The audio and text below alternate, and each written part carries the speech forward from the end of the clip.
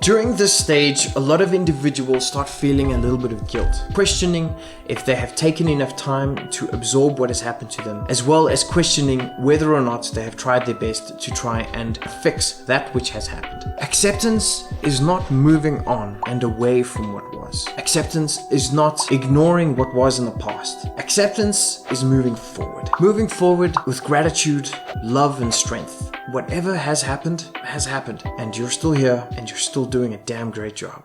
My dudes, I hope this video helped you as much as possible. If it did, smash that like button. If you want to keep up to date with other videos coming out, smash that subscribe button and ring the bell as well. Thank you so much. Bye!